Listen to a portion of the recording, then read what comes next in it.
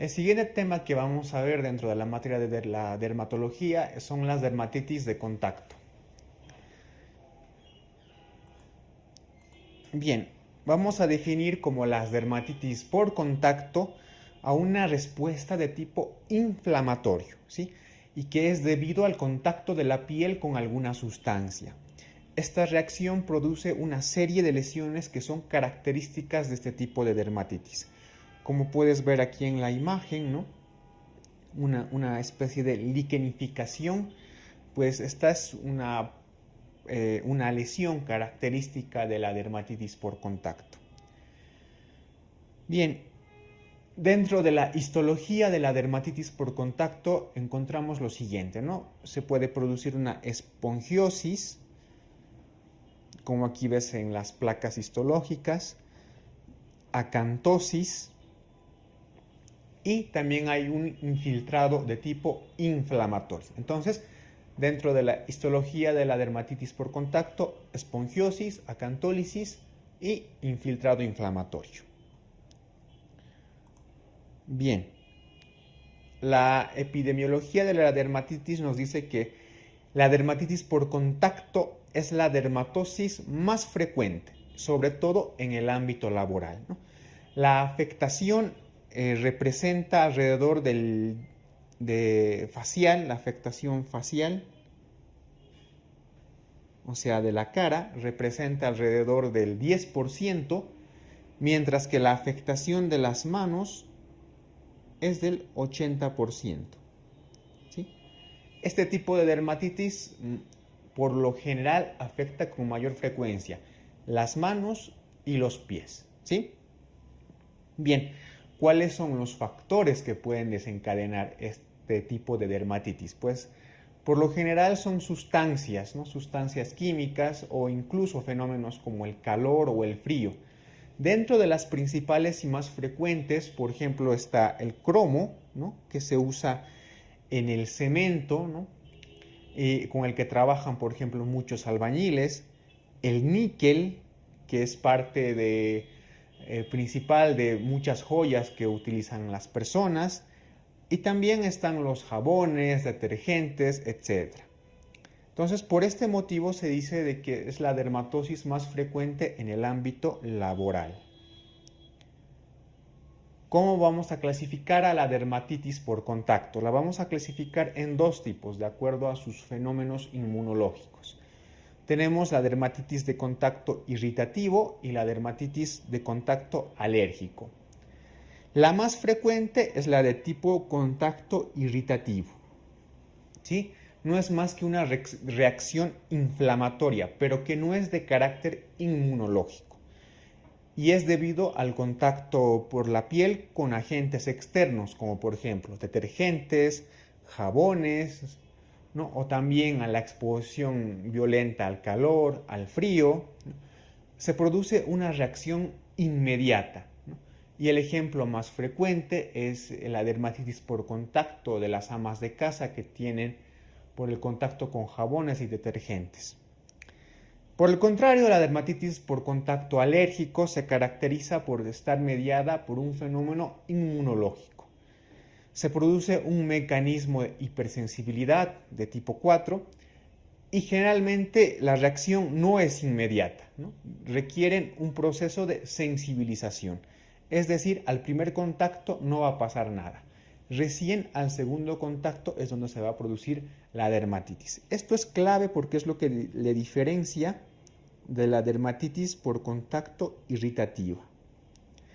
Las sustancias que más frecuente sensibilizan o producen una dermatitis por contacto alérgico son el níquel, como te he indicado está presente en la billutería o las joyas, el mercurio, el cromo que está presente en los cementos, por ejemplo, y los antisépticos locales.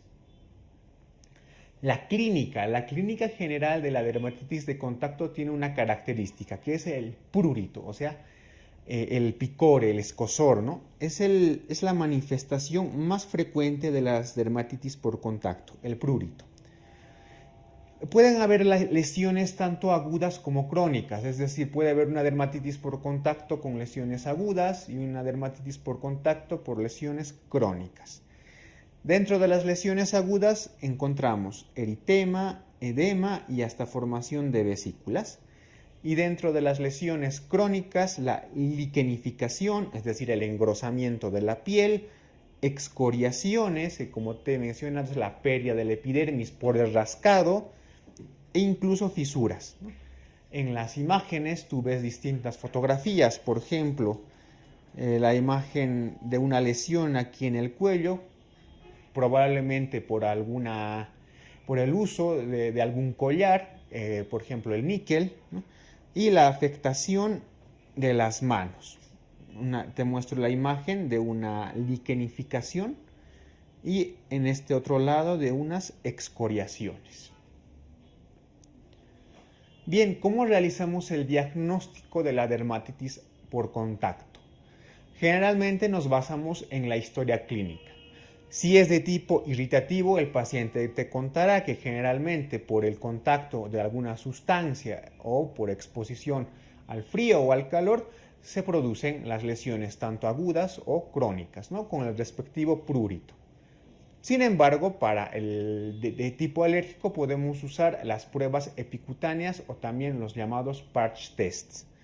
Como tú ves aquí en la diapositiva, ves en la imagen la aplicación de un patch test a un paciente en la espalda, ¿no? Y al lado de la imagen tú ves que se forman distintas lesiones, unas más claras, otras más oscuras, etc.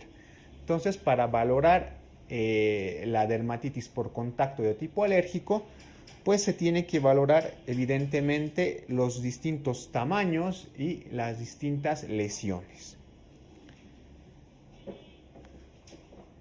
¿Cómo realizamos el tratamiento? Pues evidentemente una vez que reconocemos el alérgeno o la sustancia que causa la irritación, esta se debe retirar de forma definitiva del contacto con la piel, ¿sí?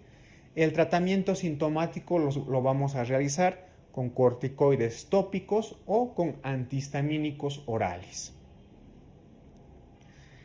Las características diferenciales. Bien, esta diapositiva sí que es importante que te la aprendas, ya que muestra las características diferenciales entre una dermatitis por contacto irritativa versus una por contacto alérgico.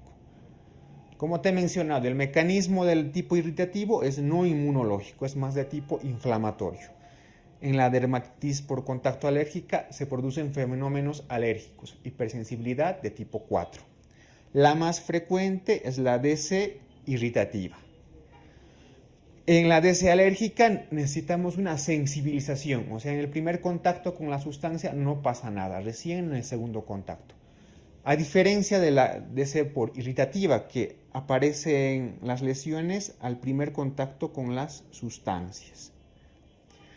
En la DC alérgica puede haber una afectación a distancia. En contraparte, la DC irritativa, la lesión únicamente se produce en el lugar de contacto con la piel, con la sustancia, ¿no?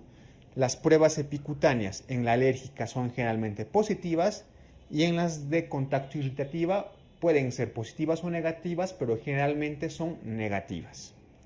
Bien, eso es todo respecto de este tema. Es bastante sencillo y quiero que te quedes con principalmente los conceptos y con las características diferenciales de cada uno de los tipos de dermatitis por contacto.